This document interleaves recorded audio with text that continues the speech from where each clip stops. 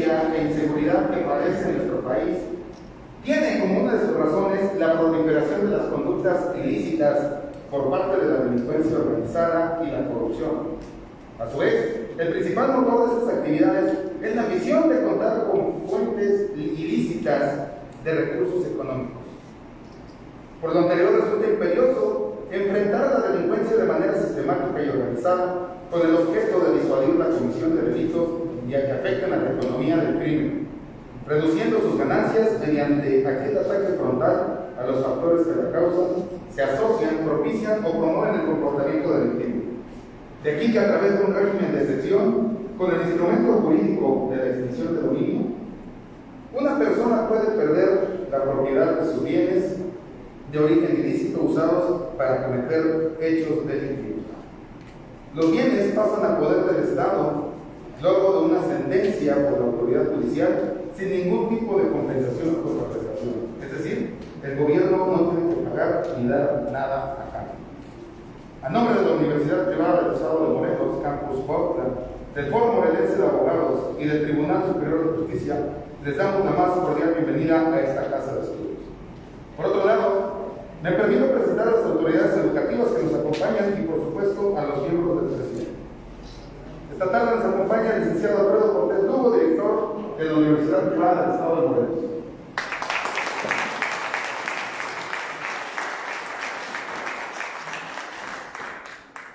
Nos acompaña el licenciado Pedro Martínez Bello, presidente del Foro Morelense de Abogados.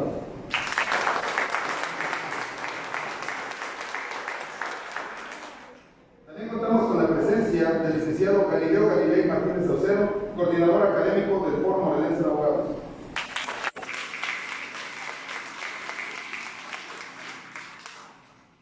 Asimismo, con nosotros se encuentra el arquitecto Rodrigo Luis Arredondo López, alcalde electo del municipio de Cuautla.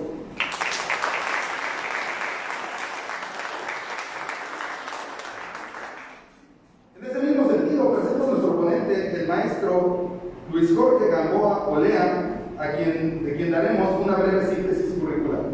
Es licenciado en Derecho con la tesis La víctima, el gran olvido social, en el Centro Internacional de Estudios Superiores en Cuernavaca, Morelos, en el Centro de Estudios Superiores a Distancia Campus Loyola, Cuernavaca, Morelos. Cuenta con la especialidad en Derecho Penal por el Instituto Nacional de Ciencias Penales, así como la maestría en Política Criminal en dicho instituto. Maestría en Derecho Penal y Criminalística en la Escuela de Derecho, Posgrados y Práctica Jurídica. Es maestro en Procuración de Administración de Justicia y cuenta con el diplomado Sistema Oral de Audiencias en el nuevo modelo acusatorio desarrollado de audiencias por el Ilustre Colegio de Abogados del Callao, Lima, Perú.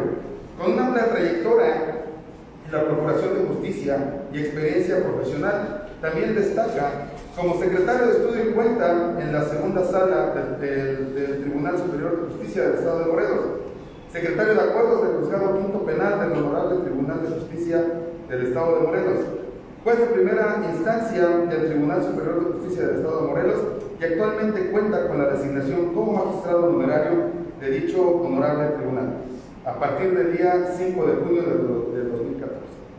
En ese sentido, invito a los integrantes del Presidium a ocupar un lugar para poder disfrutar de la ponencia y demos una cordial bienvenida y un fuerte aplauso al magistrado Luis Jorge Gamboa Olea.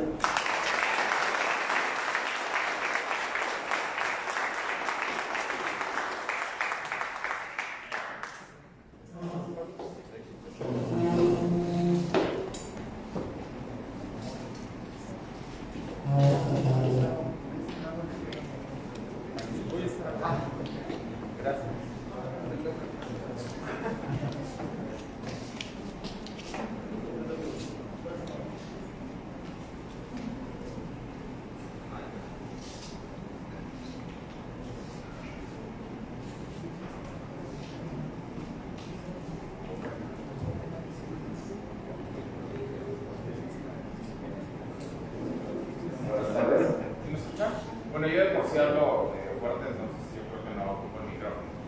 Muy buenas tardes a todos, me da mucho gusto saludarlos, también a los que están ahí atrás, por si no escuchan, de repente me avisan y le subo o le bajo.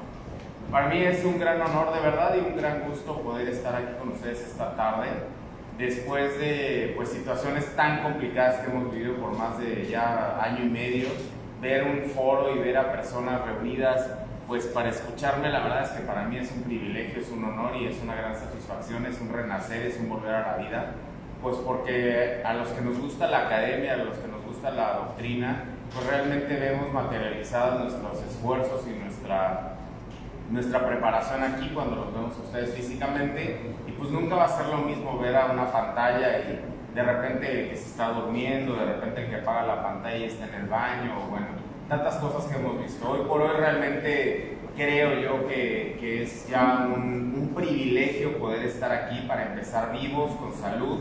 Sé lo difícil que ha sido para muchas de las familias, para muchos de nosotros, el poder sacar adelante toda esta época de pandemia, y de verdad a mí me da mucho gusto poder estar aquí con ustedes. Un agradecimiento especial al Foro Morelense de Abogados, realmente a su presidente, a Pedro Martínez Bello, por la oportunidad que me dan de estar aquí, pues obviamente también a la universidad que me permite regresar. Le decía yo al director hace un momento que yo soy egresado de la Escuela Cristóbal Colón y para mí siempre va a ser un gusto regresar a casa.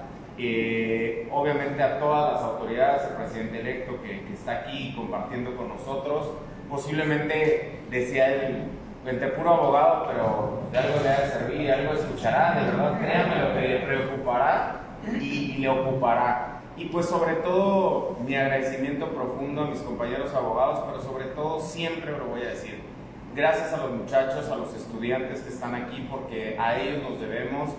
De ustedes esperamos todo, de ustedes esperamos que ocupen los lugares que nosotros tenemos, que sean ustedes una mejor generación que sea la de nosotros, y que realmente el día de mañana todos estos instrumentos, todas estas figuras que se están creando sean bien aplicadas. Yo inicio diciendo, no hay ningún sistema de justicia penal en el mundo que sea malo, ninguno. Ni siquiera el sistema tradicional o inquisitivo mixto, que era donde estábamos viviendo desde hace más de 50 años, y hoy el tan renombrado sistema acusatorio adversarial o llamado de juicios orales, ninguno de los dos es malo, realmente ninguno era malo y ninguno genera delincuencia. Ese es un grave error. El que las autoridades salgan a decir que un sistema de justicia penal genera delincuencia es no conocer realmente ni de la historia, ni de la dogmática penal, pero tampoco conocer de derecho penal. Lo que genera esa impunidad son los operadores del sistema, los que operamos el sistema. El deficiente operador del sistema que no quiere regresar, obviamente, a la capacitación, a la instrucción de lo nuevo que es la nueva tendencia del sistema de justicia penal.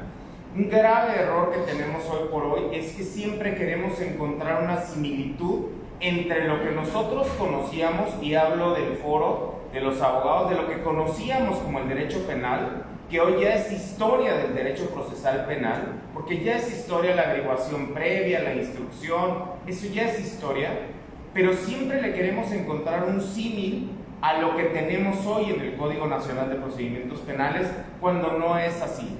Hoy queremos involucrar temas que tienen que ver con el derecho procesal penal tradicional, con el sistema inquisitivo mixto.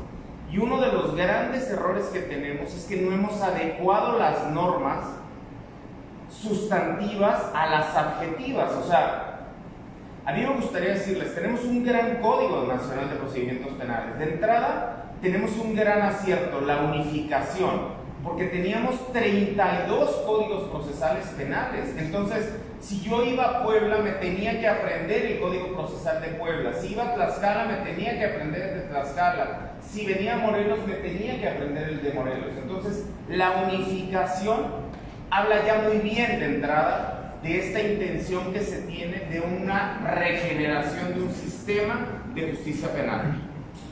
Era evidente que íbamos a tener problemas, pero era súper claro que lo íbamos a tener. El primer tema que tuvimos y que no logramos comprender era la sociabilización del sistema de justicia penal.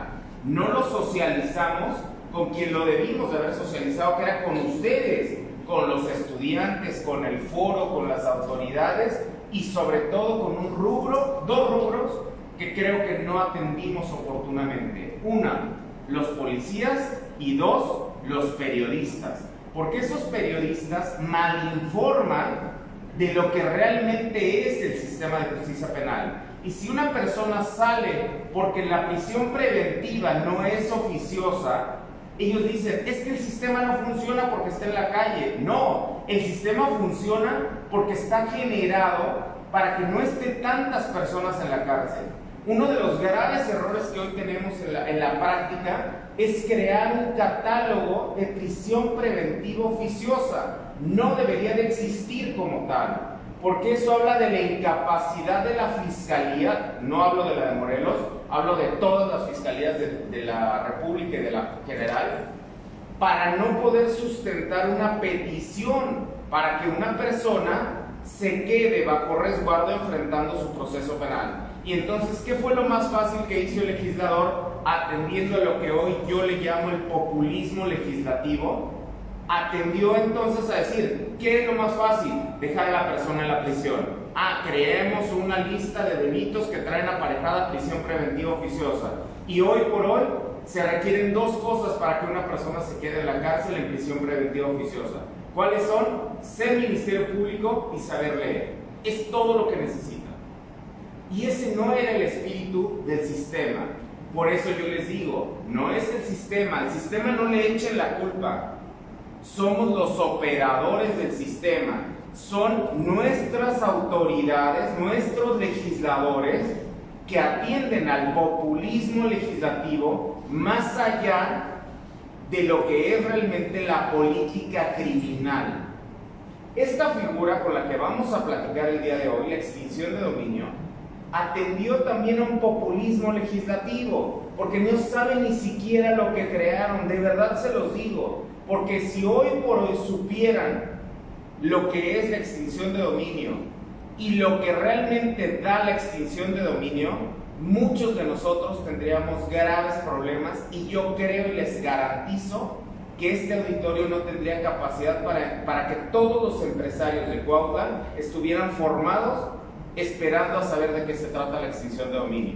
Y hoy los abogados del foro no estarían preocupados por ver qué asunto lleva ni nada. Hoy el foro tendría que estar ocupado y preocupado por capacitarse y especializarse en extinción de dominio. Lo que viene es terrible. Lo que viene es grave, se los voy a enseñar. Nada más les adelanto que Colombia, por ejemplo, tiene hoy por hoy 500 millones de dólares en extinción de dominio. Extinguen en dominio todo, desde un taxi, desde una vaca, desde un rancho, desde una cuenta, todo, porque no requieren esa carga probatoria de ilicitud que pretendemos tener nosotros en materia penal.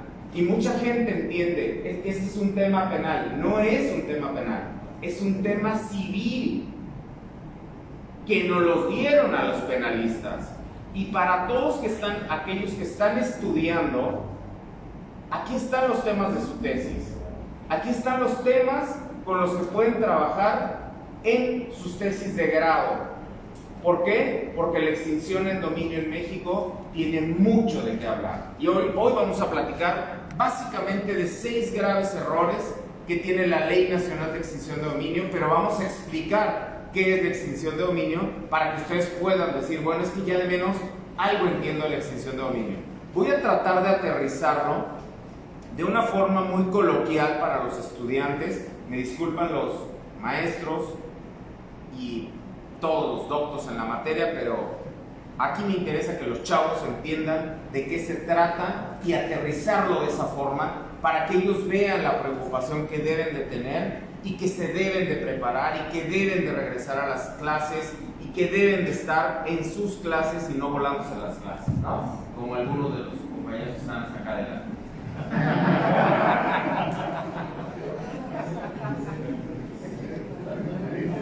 Bueno, por acá les dejo mis datos, mi correo, para que si tienen alguna duda, alguna inquietud, e incluso con toda la confianza del mundo, acá con el director voy a establecer la comunicación. Si gustan, les envío la presentación y está a su disposición. ¿Qué es la extinción de dominio? El 14 de marzo del año 2019 se publica en el Diario Oficial de la Federación la famosísima reforma al artículo 22 y a la fracción 30 del artículo 73 de la Constitución, en donde por primera vez el constituyente federal reforma y tiene la posibilidad de derogar normas estatales para convertirlas en normas federales. Esa fue la reforma del 73. Obviamente se habla de esta adición del tercer, del cuarto y del quinto párrafo del artículo 22 de la Constitución para que quedara de la siguiente forma. Obviamente lo primero con lo que hablábamos era entender que ya había una figura de extinción de dominio. Cada estado fue trabajando como se le dio la gana con la extinción de dominio. Es como aquí yo les digo, ¿no? Cada quien trabajó con el feminicidio como quiso. Cada estado habló de feminicidio como quiso. Y realmente no había una unificación. Entonces ya había un antecedente de lo que era la ley estatal de extinción de dominio para cada uno de los estados, para los 32 estados de la República. Pero el constituyente federal dijo, obviamente, que lo que nosotros teníamos que hacer era crear una ley nacional de extinción de dominio. Así entonces, el artículo 22 de la Constitución fue derogado y fue, obviamente, cambiado con esta redacción, en donde se hablaba que no se consideraba como una confiscación la aplicación de bienes de una persona cuando sea decretado para el pago de multas o impuestos, ojo, ni cuando la decrete la autoridad judicial para el pago de la responsabilidad civil derivada de la comisión de un delito. Después, ese es uno de los 6 problemas con los que yo me voy a ocupar más adelante. Confundir los términos de decomiso con los de confiscación, con precisamente los que tienen que ver con extinción de dominio. Van a ser los problemas que vamos a encontrar más adelante. Entonces, este artículo 22 que fue reformado, hablaba ya por primera vez de una figura novedosa que era la acción de extinción de dominio. Una figura que se ejercitaba por el Ministerio Público, ojo, es ejercitada por el Ministerio Público con un procedimiento jurisdiccional, ojo, de naturaleza civil, y autónoma del penal. O sea, a mí no me importa que tú tengas o no tengas delincuente. ¿Por qué? Porque a mí lo que me interesa son los bienes producto de una actividad ilícita. Originalmente la idea era muy válida. ¿Por qué? Pues porque siempre se ha hablado de la monetización de las organizaciones criminales y que mientras no se afectara al estado financiero de una organización criminal, iba a ser muy complicado debilitar esa organización criminal. ¿Por qué? Pues porque quitábamos al Chapo y llegaba el Chapito, y quitaban al Chapito y llegaba el Chapitito, pero seguía teniendo la misma estructura criminal, con la misma organización y poder económico que hoy por hoy siguen teniendo. ¿Por qué? Pues porque realmente esta figura no ha terminado de cuadrarse y no ha terminado de aterrizarse. Y ahorita voy a decirles por qué. Cuando nosotros hablábamos de esta figura de la extinción de dominio, hablábamos, entre otras cosas, de que sobre qué bienes se iba a poder ejercitar la extinción de dominio. Obviamente era procedente sobre bienes de carácter patrimonial, cuya legítima procedencia no pudiera acreditarse. Este concepto de cuya legítima procedencia no pudiera acreditarse es tan amplio como pensar que incluso si tú tienes la máquina de coser de tu abuelita y no tienes con qué acreditar la legítima procedencia de ella, puede ser materia de extinción de dominio. Eso es un tema complicadísimo, obviamente derivados de actos de hechos de corrupción, encubrimiento, delitos cometidos por servidores públicos, delincuencia organizada, robo de vehículos, robo de procedencia ilícita, robo de recursos de procedencia ilícita, delitos contra la salud, etcétera, etcétera, como lo vamos a ver más adelante. Dice la Ley Nacional de Extinción de Dominio, como primer concepto básico, el de la persona afectada. La persona afectada se le debe de garantizar, ojo, nunca va a decir la ley de extinción de dominio el pago o la contraprestación a lo que te están quitando. Lo único que te garantiza es el acceso a los medios de defensa adecuados. Y dirían por allá en mi pueblo, pues faltaba más, ¿no? O sea, de menos eso nos están dando chance de defendernos. Porque quiero adelantarles que el proceso de extinción de dominio revierte la carga de la prueba para la persona afectada. O sea, a ti te toca en 10 días acreditar la legítima procedencia de ese bien sujeto a extinción de dominio. Terrible el tema de la extinción de dominio, ¿no? Ese artículo 73 del Congreso, de la Constitución, obviamente hablaba de la posibilidad de legislar en materia de extinción de dominio. Mucha gente me ha preguntado, pero es que esta reforma no ha entrado en vigor. No, claro que ya entró en vigor, claro que ya está en vigor. Esa Ley Nacional de Extinción de Dominio ya es vigente, ya es materia de nosotros. ¿Por qué? Porque esa reforma entró en vigor al día siguiente de la publicación y se decía que había 180 días como vacatio legis entre la publicación y la creación de la ley, lo cual ya sucedió y lo cual ya se publicó.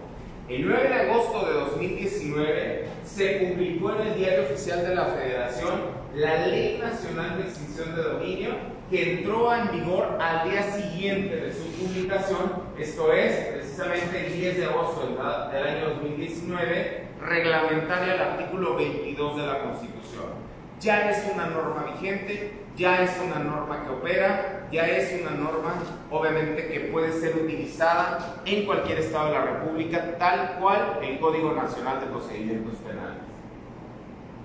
Esta Ley Nacional de Extinción de Dominio, repito, es reglamentaria el artículo 22 de la Constitución. Obviamente no hay una ley federal ni leyes en las entidades federativas que esté por arriba de la extinción de dominio.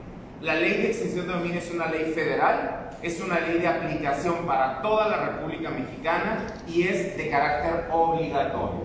A lo que nada más nos estamos acoplando es que cada estado de la República va a normar la forma en la que se van a llevar a cabo los procedimientos de ley de extinción de dominio. ¿Sale? Va a crear sus unidades especializadas en extinción de dominio y tendríamos que tener hoy por hoy también ya jueces especializados en extinción de dominio, así como fiscales especializados en extinción de dominio, pero sobre todas las cosas tendríamos que tener ya la unidad especializada en administración de bienes sujetos a extinción de dominio.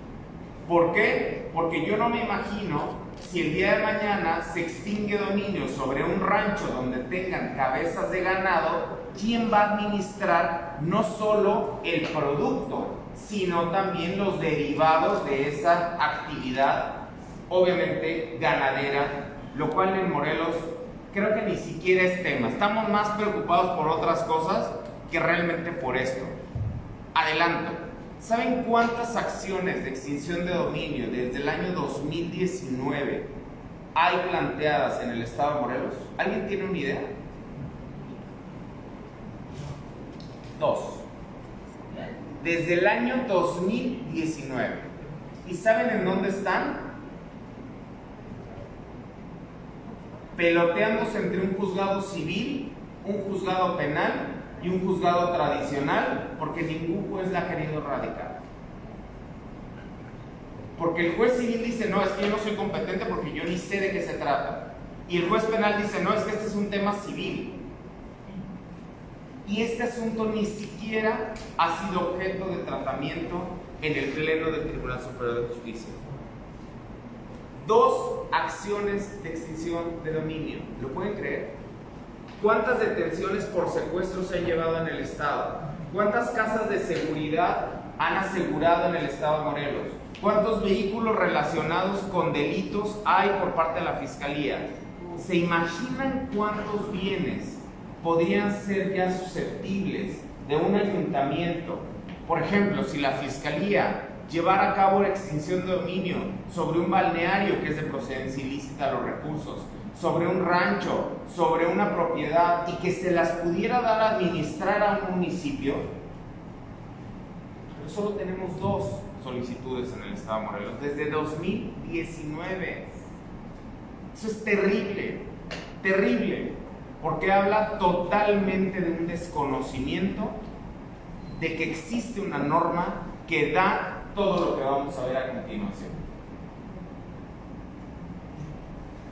Hablaba que la ley es vigente, tiene unos transitorios en donde dice a partir de cuándo va a quedar a cabo la extinción de dominio. Pero ¿qué es en realidad la extinción de dominio? Para empezar, es un juicio de naturaleza civil que se debe de promover por el agente del Ministerio Público, en donde se habla de la pérdida de derechos. Escúchanlo bien, la pérdida de derechos sobre una persona con relación a bienes que tengan, obviamente, un carácter de procedencia ilícita. Lo más importante para la autoridad, sin contraprestación. O sea, yo no te tengo que pagar cuando te extingo el dominio. Pudiéramos negociar como en Colombia, ¿sí?, que yo te extingo el dominio sobre el 50% y te devuelvo el 50%, salvo que tú aceptes que es de procedencia ilícita, como un procedimiento abreviado más o menos, pero sobre la extinción de dominio. Eso sí se va a poder hacer. No es una contraprestación, pero sí es un procedimiento de aceleración. Este procedimiento de extinción de dominio no tiene tampoco compensación alguna para su propietario o para quien se ostente como propietario de él. Esto significa entonces que si tú también estás rentando un bien inmueble y es sujeto a extinción de dominio, el gobierno no te tiene que pagar otra casa donde te vayas a vivir porque te acabo de sacar esta que es de procedencia ilícita. No hay contraprestación y no hay prestación incluso para nadie que esté sujeto a un tema de extinción de dominio. Las dimensiones que ha alcanzado este tema de la extinción de dominio en México es precisamente debilitar el poder de las organizaciones criminales. Es precisamente tratar de fracturar una organización criminal desde el punto de vista económico, desde el punto de vista que tiene que ver obviamente con aspectos patrimoniales. El problema que nosotros tenemos aquí es que interrumpe muchas de las reglas sociales que nosotros tenemos en México. ¿Por qué? Porque va a generar un grave tema de desinformación y también va a generar un grave tema de abusos de autoridad sobre lo que se tenga que extinguir la extinción de dominio. Los fundamentos históricos, obviamente, que tenemos nosotros de estas penas de libertad, cuando hacemos un símil de lo que es una pena privativa de libertad con una pena, porque al final la extinción de dominio es una pena anticipada de un proceso, ¿sí?, porque te está quitando patrimonio.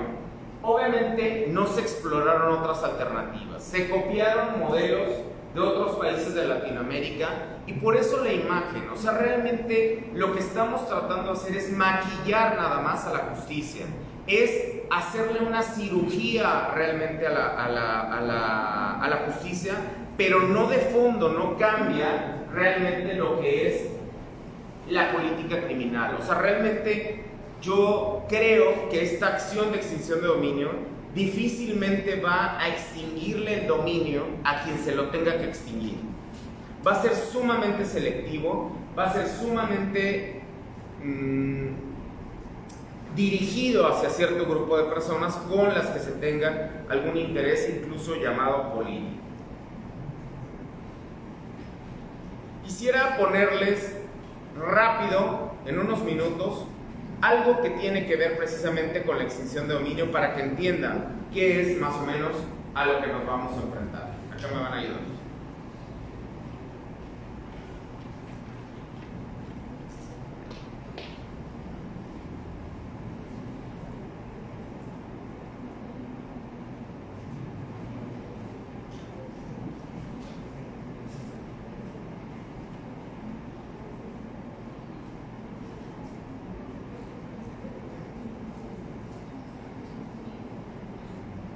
Este es es una acción de extinción de dominio en Colombia y es el operativo como extinguen el dominio en Colombia.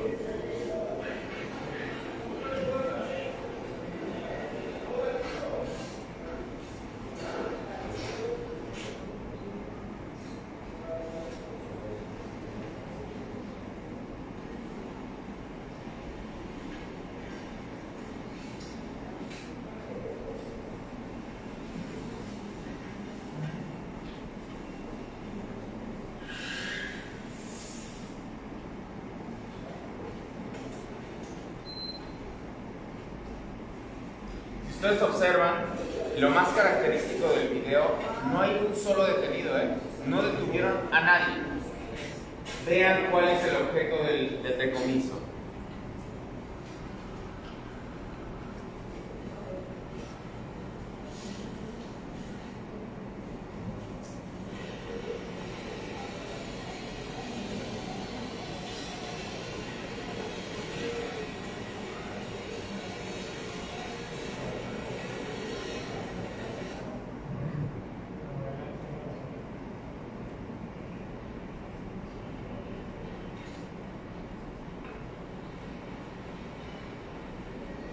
¿Quiere, profe, me ayuda con el otro video?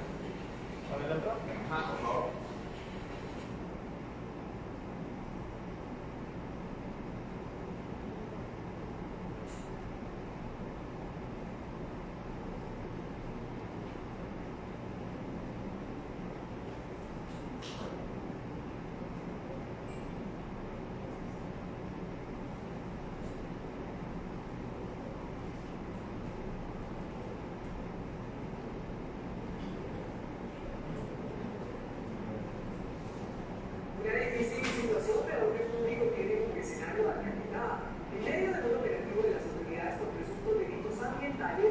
Delitos ambientales, para impedir que lo desaloje de lo que, según las autoridades, es una reserva forestal.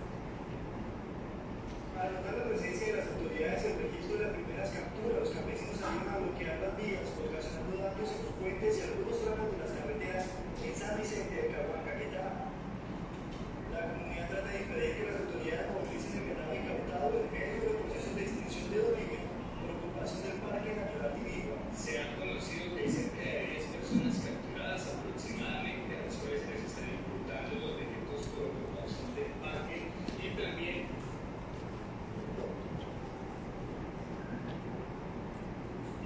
están imputando delitos por daño al medio ambiente. En el operativo dirigido por la Fiscalía 17 especializada en Medellín, Ejército y Policía, las autoridades detuvieron a los ganaderos y sacaron los animales de las fincas. Destruyeron el estado, levantaron nada las casas, sin no sacar nada. Mientras los camiones y vehículos de las autoridades quedaron varados por los daños ocasionados en las vías, a la zona llegan cientos de campesinos para enfrentarse en contra de la fuerza pública. También el conocimiento que parte de la comunidad se está enfrentando con la fuerza pública para impedir, digamos, que saquen, digamos, sus movimientos de esta zona. Yo creo que hay una situación bastante compleja y complicada que requiere una atención y una concentración inmediata. Los operativos se desarrollan, según la Fiscalía, para recuperar predios que fueron ocupados de manera ilegal en los parques Pinigua y Picachos. Bueno, estos son los operativos que actualmente se desarrollan en Colombia sobre temas de extinción de dominio. Les repito, o sea, aquí por ejemplo, en el caso que tuvimos, hubo detenidos, pero porque hay oposición a la extinción de dominio, no porque realmente estén relacionados con el hecho delictivo. O sea, realmente el delito es la obstrucción a la acción de la justicia, pero en realidad no hay un tema que tenga que ver con la extinción de dominio hasta este momento. Entonces, para irnos entendiendo y para irnos poniendo de acuerdo, ¿sobre qué se puede extinguir la acción de... ¿Sobre qué se puede hacer la acción de extinción de dominio? El artículo 7 de la Ley Nacional de Extinción de Dominio dice obviamente que procede sobre aquellos bienes de carácter patrimonial cuya legítima procedencia no se pueda acreditar, en particular bienes que sean instrumento, objeto o producto de hechos ilícitos sin perjuicio del lugar de su realización. La misma Ley Nacional de Extinción de Dominio dice que conforme al artículo 2, ojo, son sujetos de extinción de dominio todas las cosas identificadas como tal en el Código Civil Federal, en los códigos civiles de las entidades federativas correspondientes que estén dentro del comercio. Esto es, todo. Todo lo que sea susceptible de comercio es susceptible de extinción de dominio. Esta acción de extinción de dominio, de acuerdo al artículo 7, procede, obviamente, sobre los bienes que se encuentren y formen parte en un establecimiento mercantil. Aquí, jóvenes, para lo que ustedes ven en sus clases de Derecho Civil, normalmente les dicen que la suerte de lo principal lo sigue lo accesorio. ¿Se acuerdan? Entonces eso significa que si hay extinción de dominio sobre un predio, lo hay sobre las cosas que están dentro del predio. ¿Sale? Entonces este artículo 7 de la Ley Nacional habla precisamente y se refiere a las empresas, a la unidad económica o negocio, las acciones, las partes sociales. Fíjense todo lo que es susceptible de acción de extinción de dominio. En una empresa, las acciones son susceptibles de acción de dominio. Cualquier título que represente una parte alícuota del capital social o patrimonio de la sociedad o asociación de que se trate y no se computa para considerar a las emisoras como entidades paraestatales. Esto es, cuando algunas empresas paraestatales tienen una participación en algunas actividades, obviamente eso lo deja fuera por ser parte del gobierno, pero la parte que no es del gobierno es susceptible de extinción de dominio. La acción de extinción de dominio, repito, se ejercita a través del Ministerio Público, se hace a través de un procedimiento jurisdiccional, esto es, se presenta una demanda, ¿sí? Porque aquí sí es una demanda de carácter civil, en donde se tendrá que señalar cuáles son los objetos o las cosas que se pretende extinguir el dominio de ellas. Se tiene que hablar precisamente ante la autoridad competente y autónomo al tema penal. O sea, la gente puede decir, sí, pero es que al delincuente lo declararon inocente. Sí, pero eso a mí no me importa porque él se las arregló para liberarse en materia penal, pero en materia civil los bienes no son de producto de origen lícito y no se pudo acreditar y procede la extinción de dominio. La acción de extinción de dominio, ojo por favor, es imprescriptible. No hay un término, esto lo dice la ley. En Colombia no, en Colombia son 20 años. En México nos fuimos hasta la casa de enfrente, porque decretamos que es imprescriptible en caso de que los bienes que sean de origen ilícito, para el caso de destinación ilícita, ¿sí?, la acción prescribe en 20 años contados a partir de que el bien se haya destinado a realizar hechos ilícitos. Lo explico. Si yo compré una casa para tenerla como casa de seguridad, eso es destinación y prescribe en 20 años. Pero si yo compré con el dinero de un secuestro una casa en donde tengo viviendo a mi familia, eso es imprescriptible y me lo pueden quitar en cualquier momento. Una cosa es el origen y otra cosa es la destinación. ¿Sale? Entonces, el origen es imprescriptible. La destinación sí es prescriptible en 20 años a partir de que se acredite que fue destinado para cometer un delito. Ojo, entonces, con aquellos que se dedican a rentar propiedades y que no llevan a cabo los contratos o que no se quieren regularizar con la inscripción de esos contratos ante notario público por ahorrarse unos pesos y por no pagar sus impuestos. Mándela. Perdón, maestro. En este caso que usted nos decía, aguas con las personas que arrendan sus inmuebles.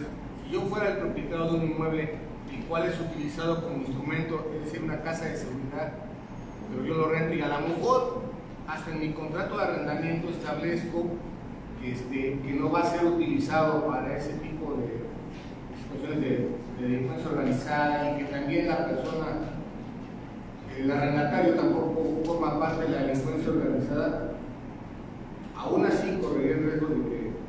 Sí, definitivamente, porque mientras tú en ese... A ver, la norma dice, y no me van a dejar mentir aquí, o sea que cuando tú haces una operación de arrendamiento superior a 500 veces el salario mínimo, 1, lo tienes que protocolizar ante el notario público. 2, lo tienes que inscribir en el registro público de la propiedad. Entonces, normalmente, ¿qué hacen las personas? Dicen, no, es que yo no quiero porque tengo que declarar, porque tengo que hacer esto, le tengo que pagar al abogado, le tengo que pagar al notario, le tengo que pagar a 1000 gentes. Entonces, mira, mejor lo hacemos entre tú y yo, contrato privado de comprar. No, eso es lo que va a generar que tu propiedad pueda ser sujeta a extinción de dominio. Si tú en tu contrato estableces, entre otras cosas, 1, que el arrendador declara bajo protesta de decir verdad que el origen de los recursos son de procedencia ilícita, ya lo dejaste asentado. Después dices que el destino final de la propiedad será casa habitación, ya lo dejaste asentado.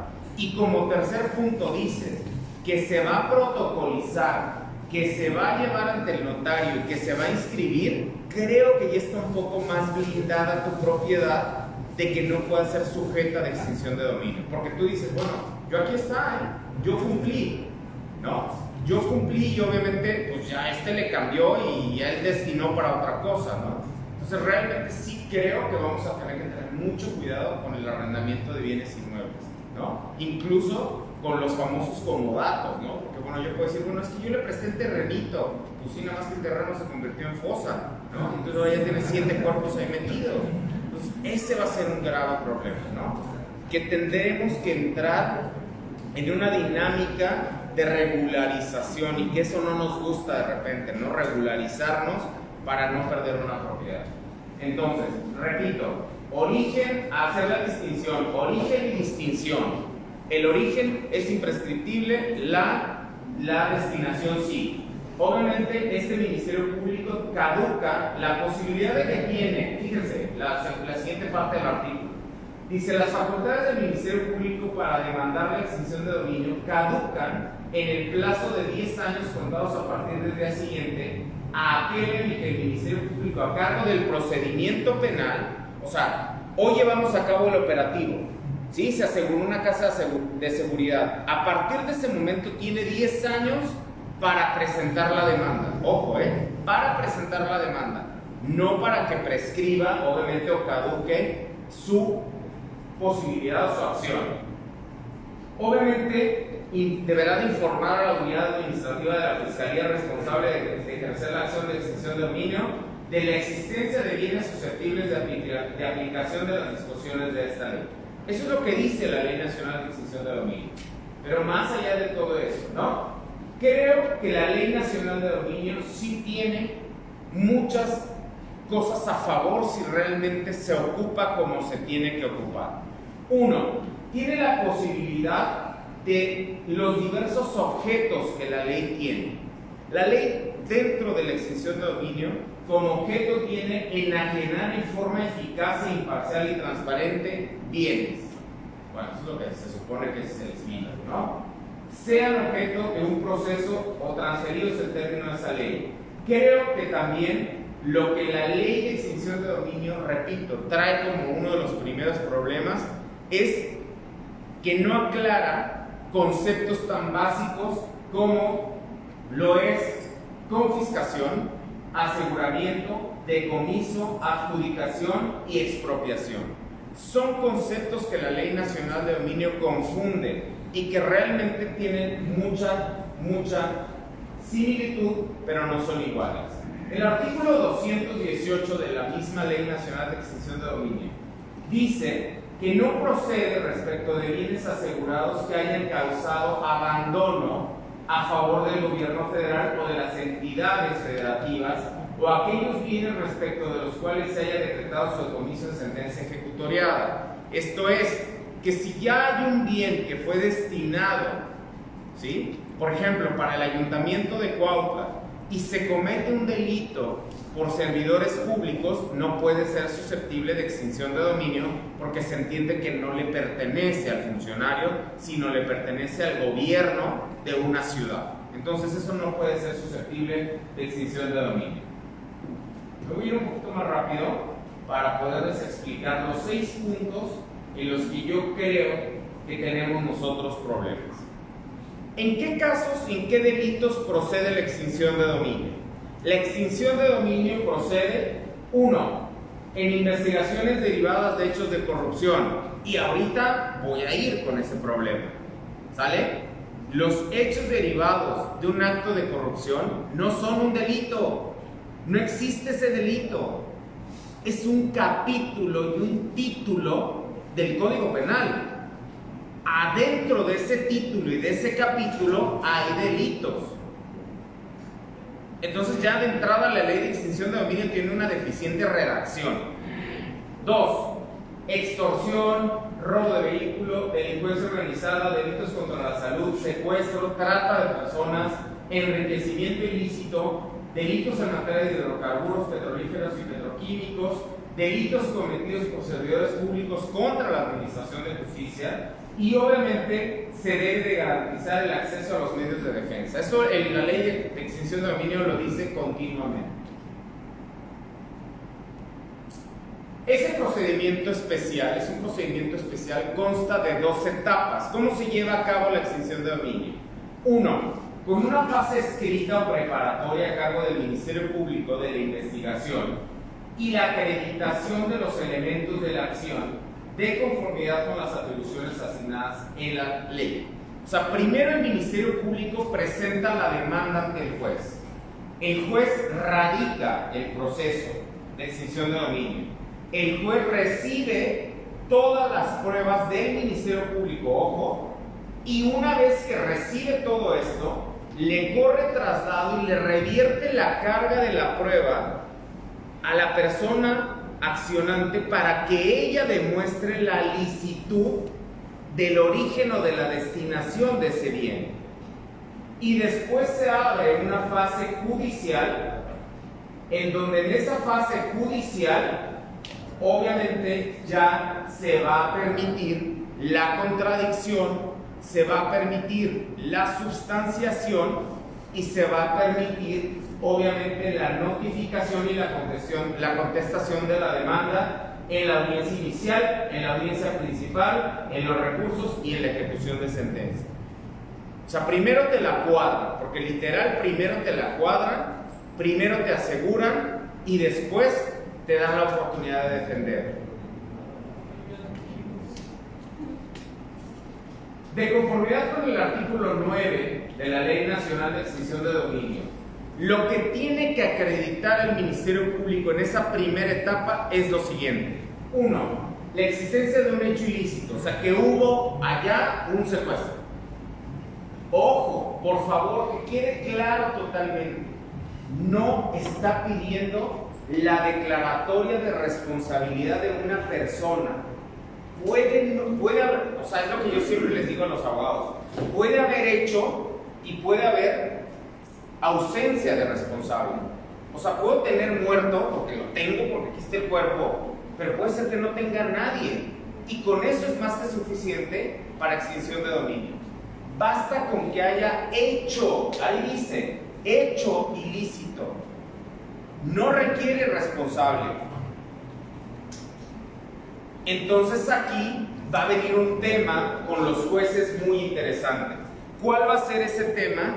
Que los jueces van a tener o van a empezar a hacer declaratorias de hechos delictivos aun y cuando no tengan responsables, porque saben que viene la extinción de dominio.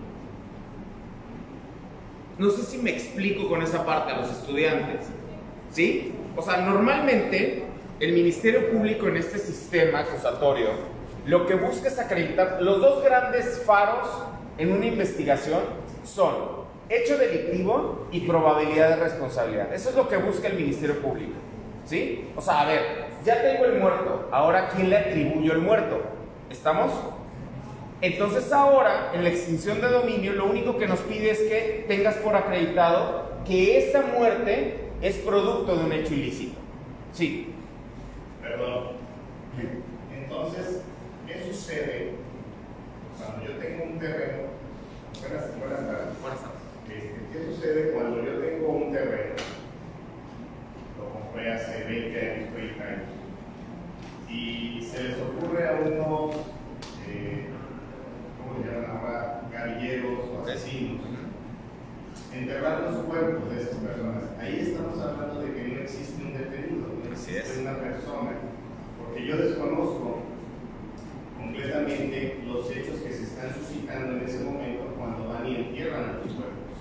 Porque el terreno lo dejé abandonado hace 20 años, seguí pagando hay constancia de que seguí pagando los derechos federales, estatales, municipales por la tenencia de esa propiedad. Pero ¿qué va a pasar? Esta ley está muy, como dijo usted, está muy crítica, porque contraviene el 14 y el 16 de la Constitución. O sea, tipo, perdón, muy coloquial, pero tipo Pancho Villa, ¿no? Primero los mato y después vivo. Sí, claro. ¿Qué va a pasar cuando te extingan el dominio de tu propiedad, remate la propiedad Y ya después y vean. resulta que no te la voy a restituir porque pues se dio bajo un hecho ilícito? Claro. Sí, pero espérame, yo en el hecho ilícito no participé y mi terreno fue utilizado para clavarme los cuerpos o enterrar los cuerpos. ¿Qué va a suceder ahí en ese momento? Yo pienso que en este caso nos tendríamos que ir al amparo directo, pero si no hay jueces capaces sí son, pero ¿qué va a pasar cuando no existen magistrados capacitados para combatir un hecho, una situación de esta? Una arbitrariedad. ¿Qué va a suceder el día de mañana? Mira, por ejemplo, en el caso que nos plantea, sí, yo creo que aquí, a ver, lo primero que vamos a analizar, vamos al caso en particular, ¿sale? Él tiene su terreno, él desconocía lo que estaba pasando y resulta que llegan y entierran a 2 personas producto de un secuestro, porque fueron secuestrados y ahí fueron y los enterraron, ¿sale? ¿Tenemos hecho ilícito? Sí tenemos hecho ilícito, ¿sale? Vamos a ver si se dan las demás causas de procedencia de la extinción de dominio. 2. Dice, la existencia de algún bien de origen o destinación ilícita. Bueno, de origen no, porque se entiende que no es de origen ilícito. Vamos a darle ahorita, hasta este momento, el mote de destinación, porque fue destinado para enterrar a unas personas que fueron producto de un hecho ilícito. Destinación, sí hay, el segundo ya va. El tercero, ojo, aquí es donde creo que es donde podemos nosotros separar esa parte, ¿no? El nexo causal entre los 2 elementos anteriores. Ahí no hay nexo causal. Recuerden, cuando vimos nuestras clases de teoría del delito, nos decían el nexo causal es lo que une a la conducta con el resultado. Si no hay ese nexo causal, pues obviamente no es consecuencia de él. Entonces tú puedes decir, ok, ese hecho ilícito fue destinado y existe un nexo de causalidad. No, porque realmente el propietario desconocía o nunca había prestado ese bien para esos fines, ¿no? Entonces podemos hablar de que la última parte de ese requisito sería el conocimiento que tenga o deba haber tenido el titular del destino del bien hecho ilícito o que sepa el producto del ilícito. Este elemento no se tendrá por cumplido cuando se acredite que el titular estaba impedido para conocerlo, ¿no? Entonces aquí es donde yo les digo, ¿por qué nos estamos hoy preocupando por pelear los 2 asuntos cuando como abogados tendríamos que empezar nosotros a capacitarnos? De verdad no lo digo de broma, O sea, tendríamos que estar empezando a hacer pasantías a Colombia, a hablar con abogados especialistas en extinción de dominio y que nos enseñen a acreditar esto. ¿Cómo voy yo? O sea, tú vienes conmigo como cliente. Oiga, licenciado, mire, está pasando esto, me quieren extinguir dominio sobre cómo me defiendo. Y tú le dices, ¿de qué? ¿Qué le quieren hacer? O sea, no sabes ni siquiera qué es la extinción de dominio, menos vas a saber cuáles son los requisitos y menos vas a saber cómo defenderlos. O contrario censo, ¿por qué no? Oiga, licenciado, sí sabía, la neta, porque me estaba dejando muy buena lana. Quiero negociar el 50% de la propiedad, que me extingan, y el 50% me lo quedo yo. Yo tengo un amigo que se los voy a presentar y que aquí con el director lo vamos a comprometer, el director, a que lo traiga de Medellín, ¿sí? Con la escuela, que les va a platicar cómo se negocia con la DEA en relación a la extinción de dominio. Porque en Colombia no hay más que la extinción de dominio, la liderea la DEA. La DEA manda en la extinción de dominio. O sea, los agentes de la DEA en Colombia están en todas las calles observando qué hay y dicen, pasado mañana se extingue tal hotel. De hecho, el modelo legal, jurídico en Colombia está basado prácticamente está basado en el modelo de los Estados Unidos, Claro. el modelo anglosajón. Claro. Y viene ese modelo anglosajón hacia nuestra República Mexicana. Claro. Tengo entendido que es algo así. No, sí, no, así es. O sea, cuando ustedes platiquen con él, con el maestro David, él les va a decir, y lo dice en broma, pero lo dice muy en serio, yo vengo del futuro. O sea, porque yo ya, o sea, lo que ustedes están pasando en México, nosotros ya lo pasamos, ya lo vimos, ¿sí? Ustedes van apenas para allá. O sea, el modelo, a ver, entendámonos, ustedes saben cuál es el antecedente remoto inmediato del Plan Mérida que se hizo para México. El Plan Colombia. O sea, primero fue el Plan Colombia, después fue el Plan Mérida. Entonces, primero se fueron a Colombia, pero ahora vienen para acá a los Estados Unidos. ¿Por qué? Pues porque les interesa debilitar las organizaciones criminales. O, digo, también hay que decirlo responsablemente, les interesa que solo se fortalezca su sistema financiero. ¿Cuál es el tema? Hay que decirlo como tal, y no es un tema. El tema es que en la década de los 70s y de los 80s, los mayores narcotraficantes iban y compraban sus propiedades en Estados Unidos. Entonces Estados Unidos era el boom de propiedades. Todo el mundo tenía departamentos en Miami, en Los Ángeles, en todos lados. ¿Qué fue lo que pasó en la década de los 90s? Que ese flujo de dinero se regresaba para Latinoamérica. Entonces ellos ya preferían tener aquí una mansión que tenerla en Miami, porque aquí estaba su familia. Entonces, ¿qué dijo Estados Unidos? No, yo no tengo, a mí no me interesa que mi gente se drogue. A mí no me interesa que haya cocaína, marihuana en las calles. A mí no me interesa eso. A mí me interesa que mi dinero no se vaya de Estados Unidos, que mis dólares no salgan de Estados Unidos.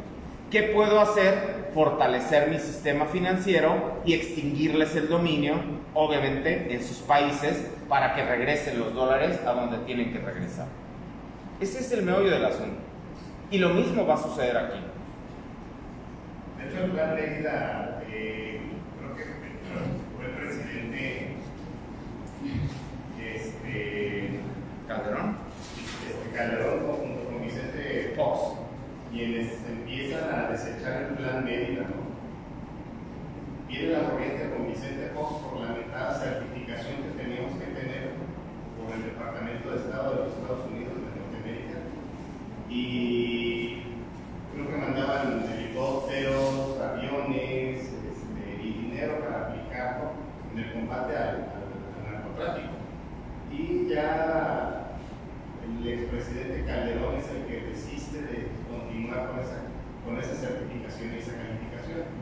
No sé si es algo por ahí que ya se suspende y México continúa sin esa certificación de los Estados Unidos. Sí. ¿Cuántos estudiantes hay aquí de licenciatura? Ahora alzan la mano. Ok. ¿Les han platicado cuál realmente es el origen del sistema de justicia adversarial, el de juicios orales? ¿Alguien les ha platicado cuál fue la esencia y cuál fue real? O sea, ¿por qué cambiamos? ¿Por qué teníamos un sistema y pasamos a uno nuevo? A ver, los escucho. A ver, chicas allá de la primera fila.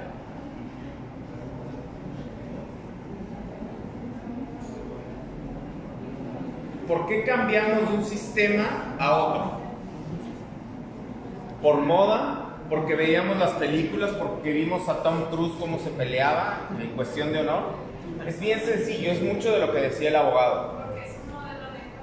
Uno, porque era un modelo obsoleto, porque era un modelo lento que no dejaba contento a nadie.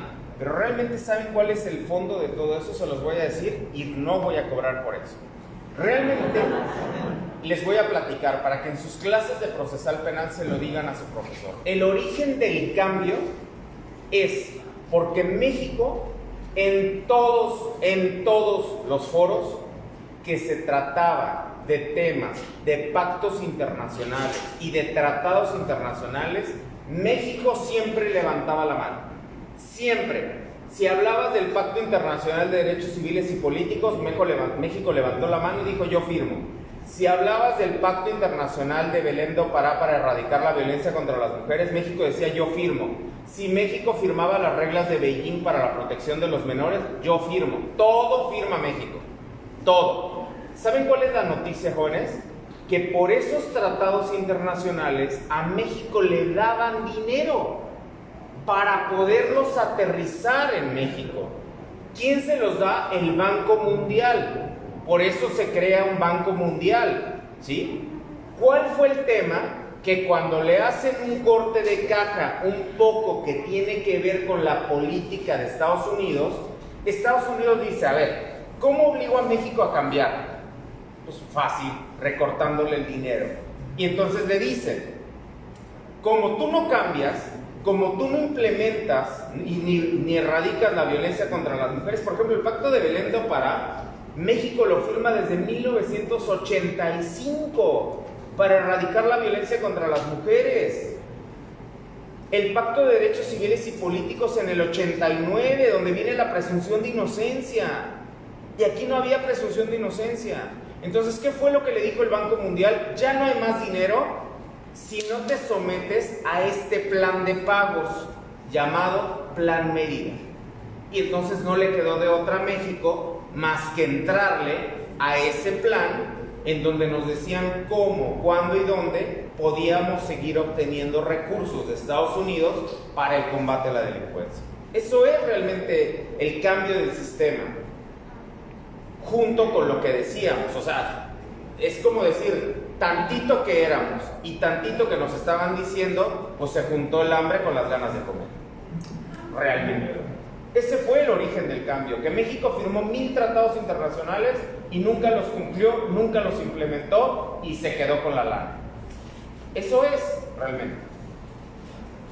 Entonces, el cambio del sistema también habla precisamente de esto que tiene que ver con la extinción de dominio. Ya les hablé de sobre qué procede la extinción de dominio, ya les dije sobre qué bienes se extingue la acción de dominio. Y ahora, entonces, les hablo de temas ya muy técnicos y muy específicos. ¿A quién se reconoce como la persona afectada? Según el artículo 2 de la Ley Nacional de Extinción de Dominio, la persona afectada es cualquier persona física o jurídica que alegue una vulneración a su derecho en relación con el bien objeto del procedimiento de extinción de dominio.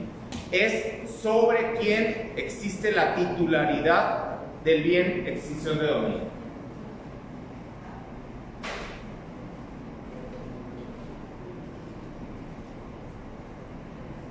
Para ir concluyendo,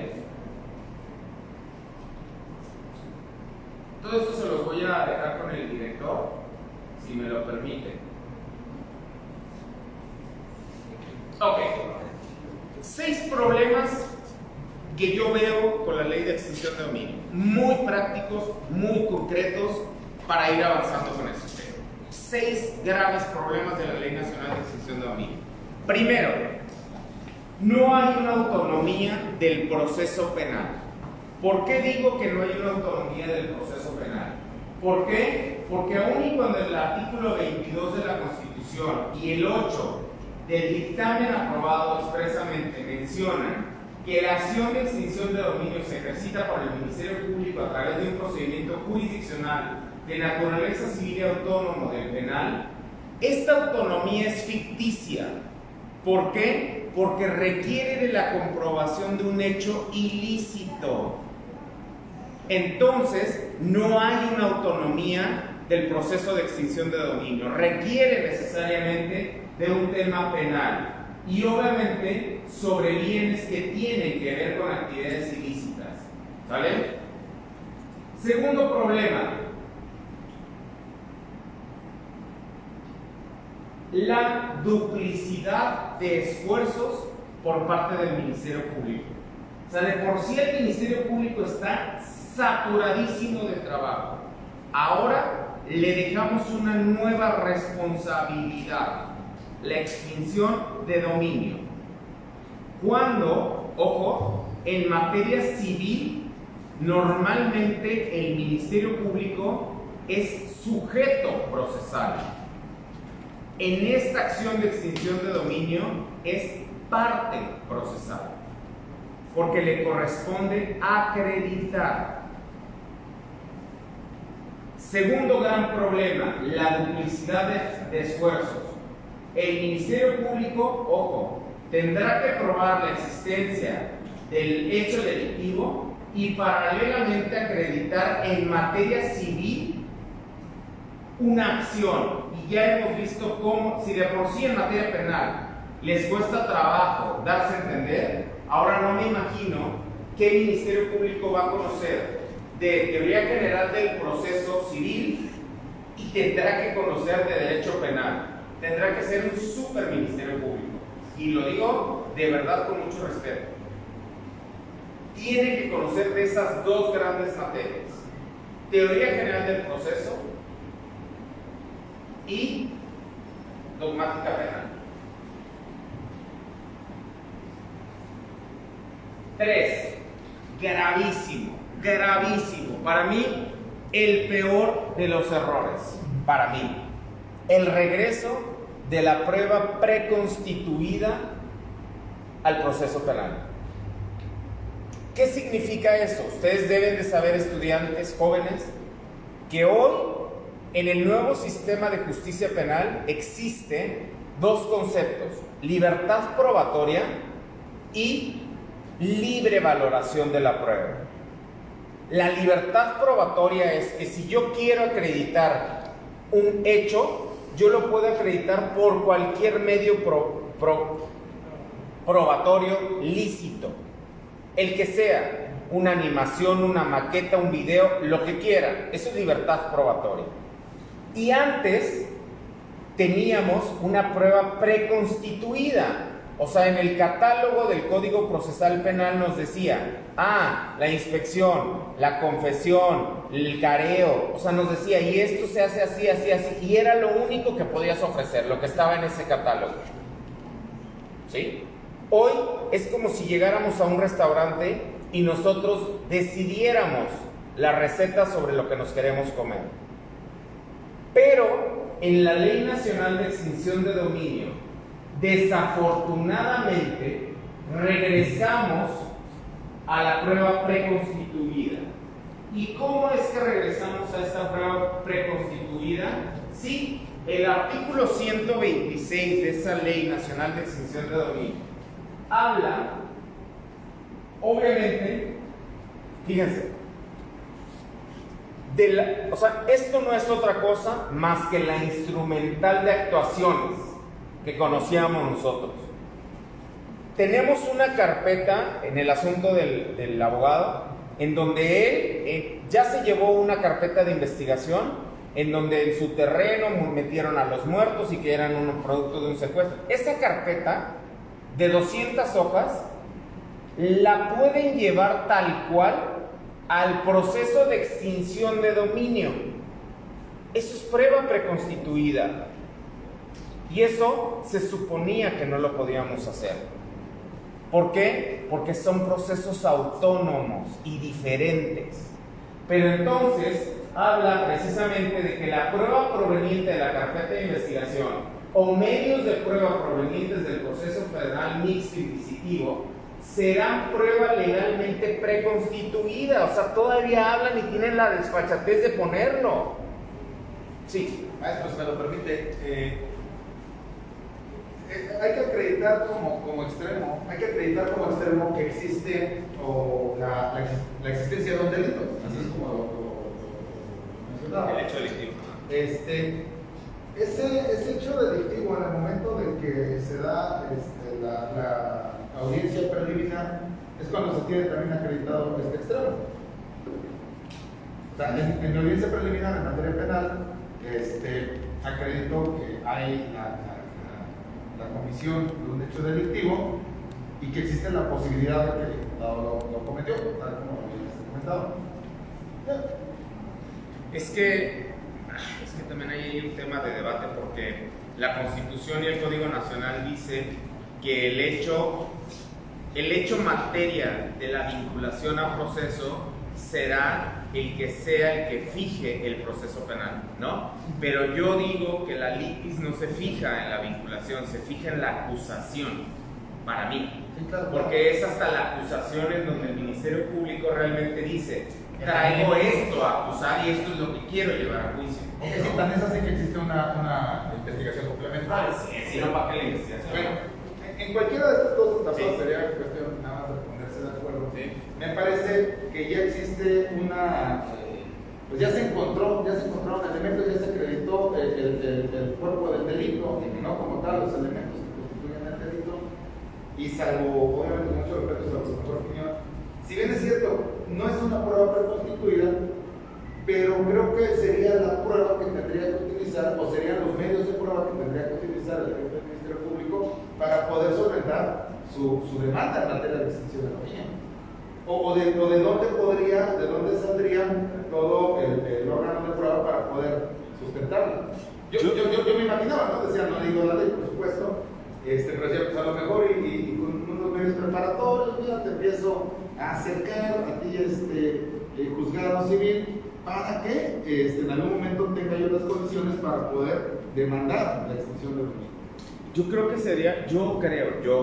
que para certeza jurídica y seguridad jurídica, para mí sería hasta que fuera dictado por un tribunal de enjuiciamiento, porque ahorita todo es preliminar, o sea, tan es así que incluso el estándar probatorio para una vinculación a proceso bajó. Entonces, ¿quién me dice que, por ejemplo, un juez de control diga sí hay hecho delictivo ahorita, pero el de enjuiciamiento termine diciendo no hay?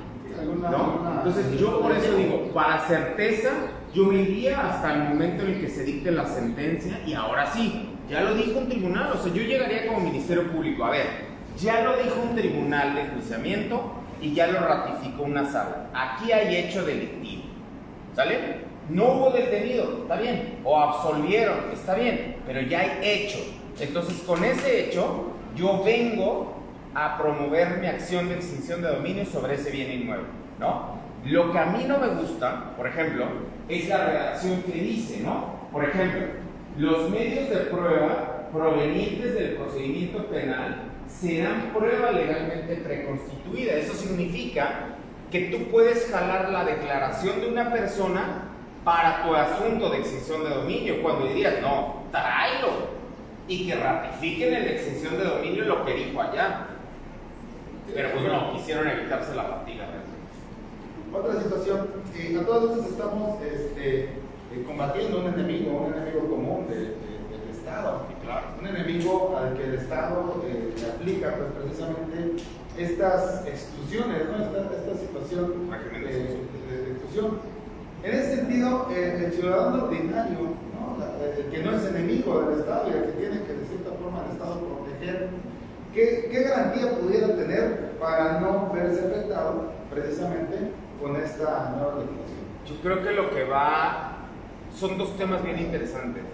Yo creo que uno es el famosísimo régimen de lo que es los oficiales de cumplimiento, ¿no? O sea, en el caso de las personas morales. En el caso de una empresa, por ejemplo, el régimen de compliance penal, que también es algo que viene de supermoda, el que tú tengas todo en orden, te va a ayudar a salir de este régimen de extinción de dominio, ¿no? Y en el caso de las personas físicas, necesariamente el tema regulatorio, o sea, que estés conforme a lo que dice la norma. Si la norma dice que para rentar una propiedad la tengo que registrar en el registro, pues registra, no te va a quedar bien, ¿no? Obviamente eso va a generar un tema terrible de pago de impuestos, eso va a generar un tema terrible de persecución monetaria, porque pues, te vas a tener que descubrir con todas tus propiedades, ¿no? Hoy, por ejemplo, los grandes poseedores de bienes, ¿no? Como Sao Pedro, que no está, que tiene tantos bienes, que renta tantos bienes, pues se va a tener que poner en orden y va a tener que pagar sus impuestos de cada uno. Gracias. Ok, el tema de la prueba reconstituida, ¿vale? Un temazo ese, ¿no? Otro de los problemas que tenemos, ¿no? Lo que yo he dicho, la falta de claridad en el catálogo de qué delitos son los que proceden, como se los decía hace un momento. Habló precisamente de los delitos de hechos de corrupción y delitos cometidos por servidores públicos. La noticia es que estos dos conceptos de hechos de corrupción y delitos cometidos por servidores públicos son títulos. Y dentro de esos títulos están los tipos penales. Entonces ya hay una falta de claridad, porque entonces pues proceden contra hechos de corrupción. ¿Dónde está ese delito? No existe ese delito. Es más, si ustedes observan incluso, no hay un delito que se llame corrupción. Es una forma, es un estilo, es una degeneración de una conducta social. Entonces habría que cambiar la redacción, se va a tener que modificar y se va a tener que hablar de ese punto, ¿no? Otro de los problemas, el quinto, lo que les decía yo también y que les voy a dejar ahí la presentación para que no sea tan tardada la charla. La confusión entre los conceptos de aseguramiento, decomiso y la figura de extinción de dominio. Obviamente, en la ley de extinción de dominio se habla precisamente del aseguramiento después de la destrucción o transferencia, obviamente de casos en donde tiene que ver con armas de uso exclusivo del ejército, y ahí estamos hablando de aseguramiento. Después hablamos del decomiso y después hablamos de la extinción de dominio. Y por último, el último de los problemas, obviamente la reducción de recursos a las fiscalías y a las procuradurías. Obviamente, repito, para que la función, yo no estoy negado y cerrado a que esto no sea un buen ejercicio. Claro que es una herramienta, ¿sí? Pero hagamos las cosas bien. Se tienen que crear las unidades especializadas en extinción de dominio. Y como lo dije desde un principio, ¿quién va a administrar los bienes? ¿Cuáles van a ser los destinos de los bienes? Porque, le vamos a quitar a un ranchero 25 cabezas de ganado. ¿Las vamos a dejar morir?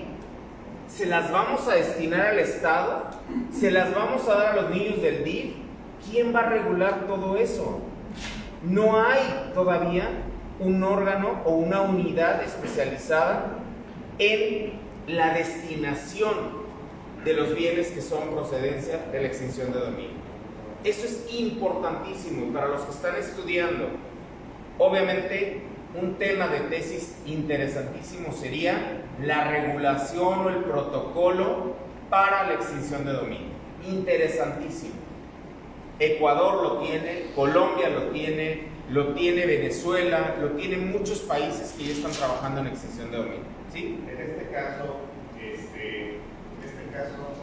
quien vendría a administrar los bienes sería el nombre medio coloquial que le puso nuestro presidente, que para regresar al pueblo robado, algo así, ¿no? Al pueblo robado, sería el encargado en este caso de velar y administrar por lo pronto esos bienes que fueron destinados a...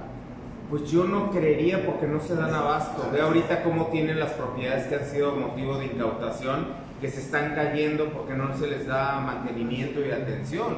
O sea, aquí el Estado tendría que decir, a ver, oye, yo extinguí el dominio en una finca que está en Cuautla. Voy a hablar con el presidente municipal y le voy a decir, oye, inviértele y al final te la voy a dar a ti, te la voy a vender o nos vamos a arreglar con ciertas cosas como Estado, y bueno, pues ya extinguió el dominio sobre ese bien, ¿no? No, yo creo que se va a tener que crear unas unidades especializadas en eso, definitivamente. Porque si de aquí a esperar a lo que suceda con el gobierno federal, va a ser muy difícil. Pues quedan en el limbo. Quedan en el limbo. Hasta este momento, el día de hoy, sí. Por eso es que no hay extinción de dominio. En el estado de Morelos no hay. Porque no sabes para dónde. Es más, te lo juro, no saben dónde presentar las demandas. Pregúntale a un ministerio público, no sabe. No sabe. ¿Qué hace sus reuniones? Sí, claro. Ahora, imagínense cuando entonces el Servicio de Administración Tributaria, a través de su fiscal federal, llega en un momento dado, su fiscal federal presenta ante la Secretaría de Guerra la extinción de dominio de algún bien muerto o de algún producto que fue porque es un delito federal, me imagino, ¿no?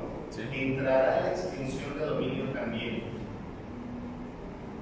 La pregunta sería, ¿entrará en extinción de dominio todo aquello que te hayas hecho, por favor, a través de la evasión y de la elusión fiscal? Sí, claro. Sí, porque al final están dentro de los delitos que ellos dicen que son de corrupción. Sí, claro. Sí. Sí, va a ser amplísimo el tema. Sí. Perdón, magistrado, me causa un poco de incertidumbre cuando refiere que debemos de crear que se tienen que crear nuevas fiscalías. El caso concreto de la unidad especializada en delitos sexuales, el caso concreto de servicios periciales, que hoy por hoy no tienen material. El caso de la unidad especializada en combate al secuestro y la extorsión, que cuando solicitas tus copias como particular te dice, espérame para tal día, porque se las voy a pedir a la defensa oficial para dártelas a ti, porque no tengo hojas. Entonces, aquí la pregunta sería, ¿cómo vamos a subsanar? ¿Cómo vamos ¿cuál va a ser el presupuesto? Vamos, vos acaba de decir, tienes 500 cabezas, tienes quesos,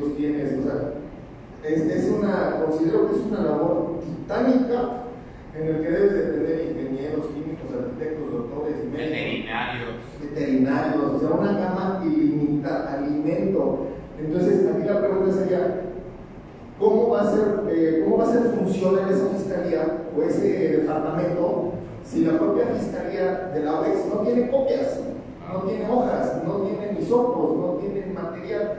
¿Cuál sería la llave que abriría ese candado? Yo creo definitivamente que la transparencia y la utilización de los recursos. O sea, a mí, conste, yo digo con mucho respeto y con mucho acomedimiento, se me hace increíble que una fiscalía con 800 millones de pesos al año no pueda ser autosustentable en esos temas que tú me estás diciendo. 800 millones de pesos. O sea, tiene más que el ayuntamiento de Ayala, tiene más que el ayuntamiento de Huituco, y hoy se pide un aumento de 1,000 millones de pesos. 1,000 millones de pesos para una fiscalía. Se me hace una barbaridad. Ahí algo está pasando, ¿sí? O sea, o tengo 100 fiscales a los que les pago en gasto corriente, ¿no?, una excesiva cantidad y que no me dan los resultados, pues entonces los recorto a la mitad y mejor les pago esos 50 para que sí me den los resultados. Yo creo que el tema aquí va a ser el transparentar los recursos, el capacitarse, definitivamente el capacitarse, o sea, no va a haber de otra. El que vayamos a copiar modelos en buena lid, por ejemplo a Colombia, y que les preguntemos, ¿cómo lo hicieron? ¿Cómo le están haciendo? Porque nosotros realmente no tenemos esta experiencia. Del otro lado, por eso yo les digo, si a mí me preguntas, ¿qué harías tú el día de mañana? Y se lo digo sinceramente, dejando la magistratura, yo sí me involucré en 2 temas ahorita fundamentales. Bueno, 3. 1, en la extinción de dominio. 2, en el tema del compliance penal. Y 3, en un tema que tiene que ver ahora con materia familiar que a mí me está gustando mucho, que son los vientres de alquiler. O sea, entrar con la regulación de los vientres de alquiler, ¿no? O sea, esos 3 temas, si a mí me preguntas a qué me dedicaría, a eso. A esos 3 temas. Porque es lo que viene, es lo que está de moda. ¿Por qué hablo de los vientres de alquiler? Porque en los vientres de alquiler va a entrar una regulación mercantil. O sea, los abogados van a tener que hacer los contratos para el alquiler de un vientre de alquiler. Interesantísimo el tema. Y hoy en Europa, por ejemplo, por un vientre de alquiler se pagan hasta 5,000 euros. Y el abogado se puede llevar hasta el 30% de esos 5,000 euros. Aquí no estamos peleando aquí por unas amenazas, un robo. ¿Para qué? Perdón, magistrado. Sí. En esa línea de lo que acaba de mencionar, precisamente de la extinción de dominio, viene a mi mente en materia de agrario. Los bienes ejidales son inalienables, imprescriptibles e inembargables. Así es, y fuera del comercio. Exacto. Entonces, yo tengo una parcela, me la dio el Ejecutivo Federal, y resultó ser que en esa parcela de 5 hectáreas, un grupo directivo vino y me sembraron ahí 5 cristianos. Es sujeto de extinción de dominio. Ahí viene el tema, tan interesante. Ahí va a entrar la distinción en saber si es origen o destino. Si es destino, presta, O sea, porque es destino de un fin lícito. Sí, yo no estoy diciendo el origen sí es ejidal y el ejido y la... No, bueno, está bien el origen, chulada, pero el destino. Entonces el Ministerio Público tendrá que distinguir si es origen o destino y lo tendrá que acreditar. ¿Sí? Pero entonces no contraviene la propia norma de inembargables, imprescriptibles e inalienables. O sea, si es origen o si es destino, Así es. Sería de la muerta. Así es, pero al final, como es un reglamentario y está al mismo nivel que la Constitución, pues va a entrar ahí el control difuso. Bien interesante. Gracias. Buenas tardes, magistrado. Solamente felicitarlo por tan explícita exposición. Siempre es un gusto escucharlo, tiene mucha claridad en lo que comparte y creo que es lo que muchas veces nos falta, ¿no? Y falta también para quienes regulan los órganos legislativos el que puedan contar con esta claridad desde el punto de vista técnico. Y en su caso en particular creo que si tiene esta tarea y tiene la intención de seguir participando, me parece que hay temas muy importantes en los cuales usted puede abonar, ya sea a nivel federal o a nivel local, para que pueda ir reflexionando la legislación. Me llama la atención, leí recientemente que invalidó la Corte cierto artículo de la Ley Nacional de Extinción de Dominio, en donde solamente pueden ya sujetarse por parte a las subastas públicas, por parte del INDEP, Instituto Nacional para Devolver el Pueblo Robado, aquellos bienes que hayan sido comprobados que son de origen ilícito, no de manera provisional, como mencionaba, ¿no? Previamente, respecto a la incautación. Por supuesto que son temas que sobre la marcha se van a ir perfeccionando. Indudablemente, como usted concluye, es un avance para la legislación en México. No lo teníamos hace algunos años. Con esta expedición del 2019 a la Cámara del Congreso Federal, realmente sí es un avance significativo. Yo donde advierto que hay mucho que por hacer son en los estados, precisamente para poder materializar y aterrizar lo que se vuelva efectivamente operativo, la extinción de dominio. Y en este punto yo quisiera preguntarle al magistrado, usted como miembro del Tribunal Superior de Justicia, con evidentemente el tribunal con facultad de iniciativa en el Congreso del Estado, si existe algún plan, alguna estrategia para que realmente se pueda volver operativo, y preguntarle si ya se establecieron los vínculos con el Congreso del Estado, porque tal pareciera, pues con estos dos casos que no han sido por supuesto de éxito, que es letra muerta, ¿no? Y es una herramienta fundamental que se puede destinar, usted bien lo decía, al presidente municipal electo, hacia los ayuntamientos para que puedan brindarse estos bienes en beneficios sociales para las comunidades.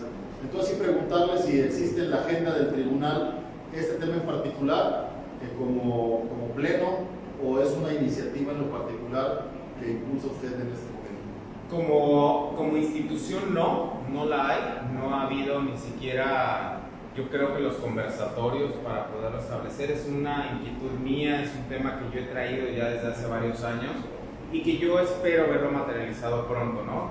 Yo escucho continuamente el discurso del gobernador, por ejemplo, en el sentido de que trae al exgobernador en tirria y yo diría tan fácil que sería extinguirle dominio sobre todos los bienes que tiene, ¿para qué lo quieres a él en la cárcel? Si se supone que lo que quieres es regresarle, ¿no?, al pueblo lo que presuntivamente está fuera de, ¿para qué los quieres a ellos en la cárcel? Realmente es una satisfacción propia.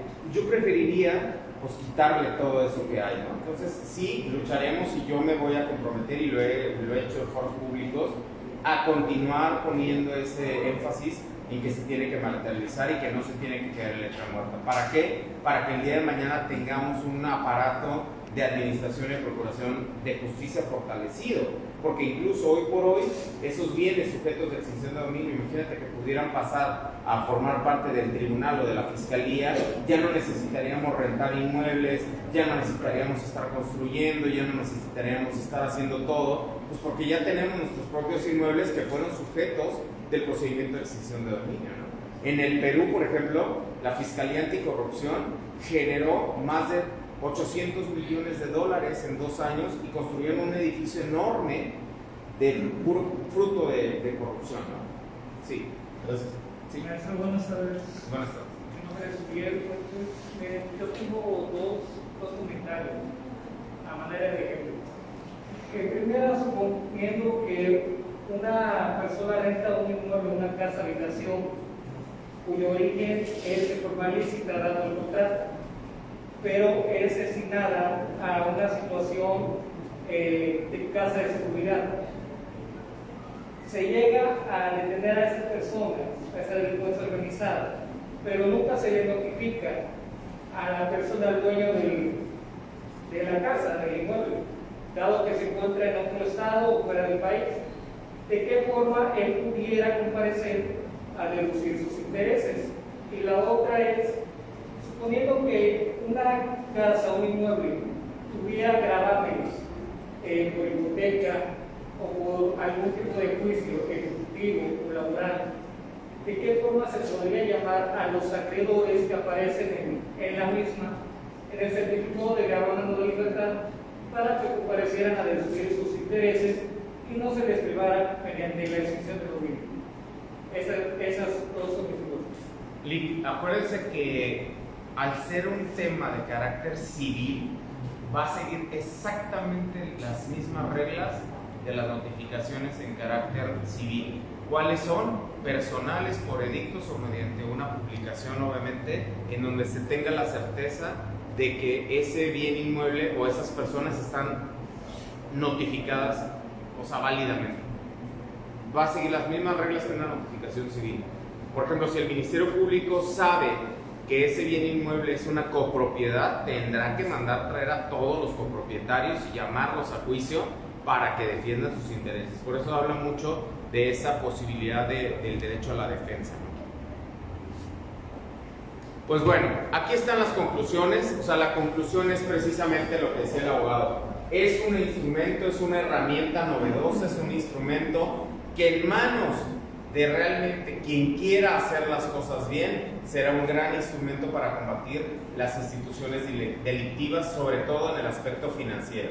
Si no se hace de esa manera, puede ser un arma muy grave de un tema de exceso, obviamente, y de un tema que tiene que ver con, obviamente, solo buenas intenciones. Entonces, pues yo creo que hay que conocer la ley de extinción de dominio, hay que trabajar en la ley de extinción de dominio y sobre todo hay que capacitarse en la ley de extinción de dominio. A mí me da muchísimo gusto haberlos tenido el día de hoy aquí, haber platicado con ustedes. De verdad, muchas gracias a la universidad.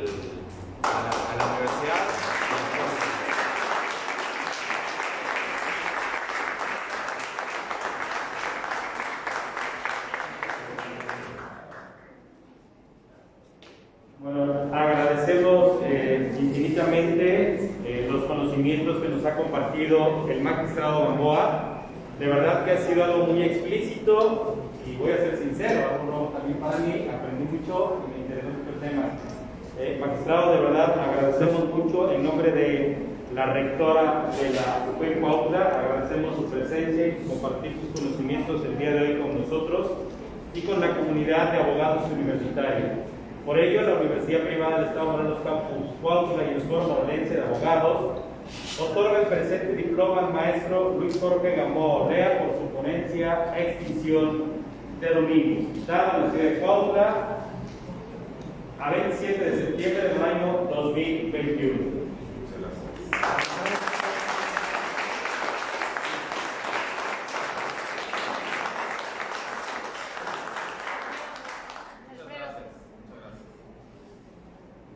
No me resta más que agradecer al magistrado por esta ponencia. Muchísimas gracias. A esta mi casa de estudios, mi alma mater, muchas gracias, señor reportero Lugo, muchas gracias, maestro. Les agradezco muchísimo por la atención, por la ponencia. Y al igual que el maestro Alfredo, pues sí, quedan más dudas. Quiere decir que eso se trabajó bien. Por último, pedirles una disculpa, maestro Pedro, que se tuvo que renunciar, igual que el presidente municipal electo, el alcalde electo, profesiones evidentemente del trabajo. Le pido una disculpa no solamente a vos, sino a mi alma mater, y a todos los presentes les pido que sea aceptada una disculpa. ¿Podemos terminar? Damos por terminar la presente. Muchas gracias. A mí, maestro, me gustaría terminar nada más, de verdad comprometiendo aquí al director y aquí al foro a que hagamos estos ejercicios continuamente en Cuautla, porque normalmente centramos todo en Cuernavaca y creamos que todo está en Cuernavaca. A mí las veces que me inviten aquí estaré y vendré con ustedes a compartir y traeremos a la gente que tengamos que traer, expositores nacionales e internacionales, de verdad, con mucho gusto lo vamos a hacer aquí. Y de entrada me gustaría invitarlos a ver si podemos organizar la presentación de un código nacional que yo edité con una universidad. Es un código nacional concordado con jurisprudencia y tematizado, traerlo a Cuautla, platicarlo con los muchachos y pues que tengan acceso también a ese código nacional y decirles, no todo está en Cuernavaca, también hay lugares más hermosos de este lado de todo. ¿Vale? Muchas gracias.